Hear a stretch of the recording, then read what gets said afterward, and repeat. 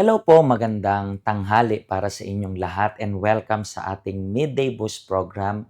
Ngayon pong araw ng Tuesday. At tuwing Tuesday, meron po tayong meetings para sa healing. So, kung kayo po ay nanonood sa amin ngayon and you want to receive yung healing, meron pa po tayong last meeting maya-maya 3:00 ng hapon dito sa ating health center.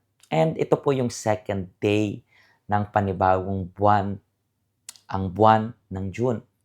And sabi nga namin, 'di ba, na ang gusto natin itong month ng June ay maging blessing para sa ating lahat. That's the reason why maya-maya po bago matapos yung program natin, gagawa tayo ng isang prayer para sa inyo. So if ever meron po kayong prayer request na gusto nyo pong i-include sa prayer natin, please isulat nyo po dito sa comment section.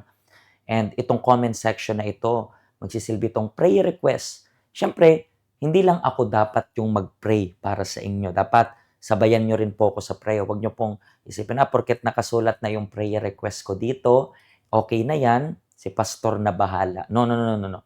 Hindi ganyan.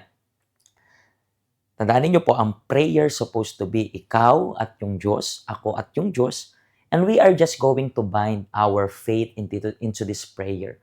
So please, kung gusto niyo po ng prayer, maybe you have some family members that are suffering with sickness, with disease, so ilagay niyo po yung names nila sa comment section. Siguro po meron kang family members na as of now, they are depressed, meron silang panic attack, anxiety. So, sulat nyo rin po yung mga prayer request ninyo. Nag-struggle kayo sa finances, sa health, sa family. Not specific na isusulat dyan, but isulat nyo lang po kung ano yung gusto ninyong maipag-pray. Okay? And aside sa prayer request, maghanda rin po kayo ng baso ng tubig. Kasi iba-bless po natin yung baso ng tubig ninyo.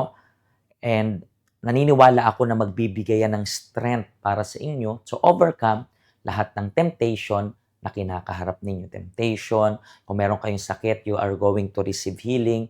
Kung parang nai-stress kayo, you are going to feel relief dahil sa tulong ng Diyos. And talking about you are going to feel relief, pag-usapan natin yung topic natin for today. The Holy Spirit in dry times. Ano po yung pag-uusapan natin? Merong Bible verse na hindi ko na binasa yung lahat kasi medyo mahaba siya. Pero let me tell you yung nangyari lang. Okay? Nakasulat kasi ito sa book of Ezekiel. Ano po bang nangyari doon? Let's begin muna dito sa verse 1. Sabi dito, napuspos ako ng kapangyarihan ng Panginoon at dinala ako ng Espiritu niya sa gitna ng isang lambak, maraming kalansay. Inilibot niya ako roon at nakita ko ang napakaraming tuyong buto na nagkalat sa lambak.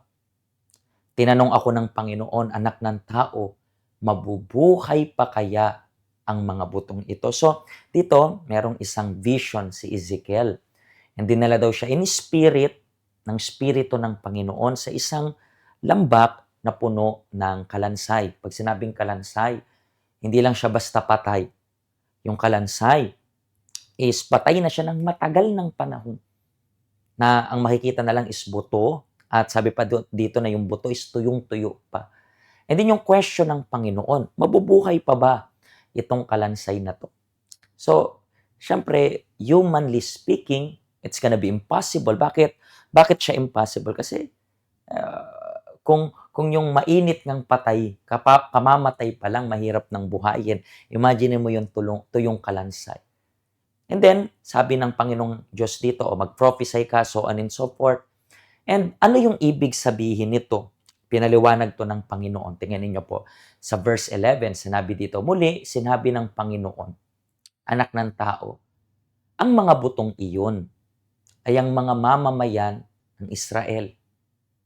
Sinasabi nila, tuyo na ang aming mga buto at wala na kaming pag-asa. Nilipol na kami. So, ang ibig sabihin daw ng tuyong buto na yon is yung mga taong nawawala ng pag-asa. That's why sinabi ko nga, gusto kong gumawa ng prayer para sa inyo later on. Kasi siguro ganyan ka po. Tuyo na yung pag-asa mo. Para bang, alam mo yun, yung paniniwala mo sa Diyos na even nalamatan na eh. Hindi ka na nga nagpe-pray. Bakit? Kasi iniisip mo, hindi ka naman sasagutin ng Diyos, hindi naman totoo yung Diyos. Kasi kung totoo yung Diyos, bakit niya hinahayaan na magdusa ka, so on and so forth. Parang mga mamamayan ng Israel, tuyong-tuyo na daw yung buto nila, wala na daw silang pag-asa, devastated na yung magiging resulta. But let's continue yung sinabi pa dito ng Panginoon. Kaya sabihin mo sa kanila na ako, ang Panginoong Diyos, ay nagsasabi, mga mamamayan ko, bubuksan ko ang mga libingan ninyo at bubuhayin ko kayong muli, ibabalik sa lupain ng Israel. So dito, sabi ng Diyos, bubuhayin ko kayong muli. Gusto ng Diyos, buhayin ka. Pero maybe sinasabi mo, Pastor, buhayin naman ako. Pero ang feeling ko is even though alam kong buhay ako, parang may kulang. Parang buhay ako, but in the same way, hindi ako buhay. Ano ako? Buhay na walang buhay. Pastor, what do you mean? Alam niyo po, yung ibig kong sabihin, kung nararanasan niyo to, alam niyo po yung ibig kong sabihin. Para kayong zombie. Buhay na walang buhay. Buhay nga kayo. You are breathing. Pero kung titingnan kung may kulay, may buhay yung buhay ninyo, walang buhay. Siguro ang tanong mo, bakit ganun, Pastor? Pastor, hindi naman ako kumakaharap ng problems. Hindi naman ako, okay naman yung buhay ko, pero bakit merong kulang?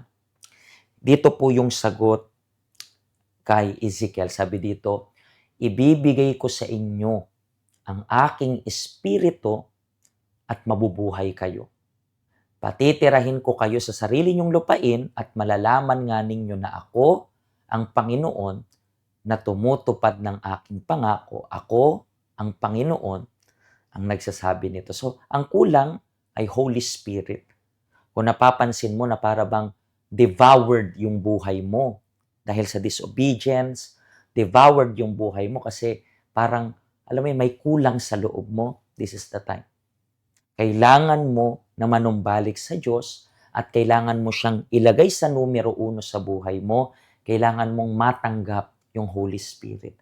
Pag natanggap mo yung Holy Spirit at hindi kami mapapagod na pag-usapan yung Holy Spirit, Holy Spirit, Holy Spirit, kasi alam ko na yung iba sa inyo nararanasan ninyong buhay kayo at the same time parang walang buhay. That's the reason why gusto ko pong gumawa ng prayer para sa inyo. Para sa nagsasabi na, Pastor, bakit ganito ako? Buhay na walang buhay. Hilingin ko na katulad na sinabi ng Panginoon na siya ang tubig ng buhay. Hilingin ko na yan tubig na hawak ninyo, mag-revive ng pag-asa ninyo. Alam ko po, ang dami niyong pinagdadaan ng problema. Nakita ko yung comment section ninyo bumabaha ng prayer request. Pero alam niyo po ba na lahat ng problema na yan, sisiw lang kapag meron kang Espiritu ng Diyos. So, hilingin muna nating mabuhay ka para itong prayer request na sinulat mo, kaya mo nang mapagtagumpayan. Okay? Hawakan niyo po yung baso ng tubig ninyo. This is the moment of prayer. Panginoong Diyos, siguro, itong taong ito ay nasa dry season right now.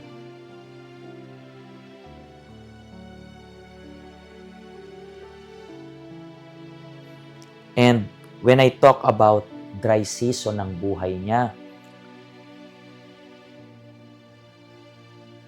siguro, iniisip niya na bakit yung buhay niya puno ng problema. Pero kasi Panginoong Diyos, puno ng problema yung buhay namin. Kasi dahil sa disobedience namin. Naging disobedience kami sa iyo and dahil sa pagsuway namin sa iyo, inaani namin yung resulta. Kaya nga sabi mo, return to me and I will return to you. Pero siguro itong taong ito, parang okay naman, wala naman siyang problema pero merong kulang. Kasi yung kulang ay walang iba kundi yung espiritu mo. 'Di ba, ikaw ang tubig ng buhay. So, hinihiling ko na pasukin mo yung tubig na to ng tinatawag na tubig ng buhay. Para sa oras na inumin nila to, matanggap nila yung espiritu mo na nagbibigay buhay. Mga kaibigan, binabasbasan ko po yung tubig na hawak ninyo ngayon. Nasaan man kayo, siguro nakikinig kayo sa sasakyan, siguro lunchtime ngayon, pumikit ka lang saglit dyan para sa prayer na ito. Bless na po yung tubig ninyo. Nasaan man kayo. May problema sa pamilya, kalusugan, nasaan man. Tatanggapin mo yung tubig ng buhay. Mabubuhay yung pag-asa mo. Inumin nyo po yung tubig na yan in the name of Jesus Christ. And receive yung solution. Espiritu ng Diyos ang solusyon. We thank you, Panginoon, sa pangalan ng Ama, Anak, at ng Espiritu Santo. Amen. Amen, mga kaibigan. You are all blessed. And ang gusto ko pong gawin ninyo, i-share ninyo po yung link na to. May mga tao na kailangan nila ng prayer kasi parang nawawala na sila ng pag-asa. Okay? And bago natin tapusin yung program, do not forget na tomorrow, meron po tayong Bible study. Meron tayong 9 a.m. sa Tagalog, 11, 3, and 9 p.m. sa English. Magdala po kayo ng Bible and we are going to give you yung Bible study. Okay? Ito po yung ating address. Bisitahin mo kami ngayong weekend. Ito naman po yung schedule natin kapag Saturday and Sunday. Okay? Mga kaibigan, please, pakishare po ng link para sa lahat. Pagpalain po kayo ng Diyos.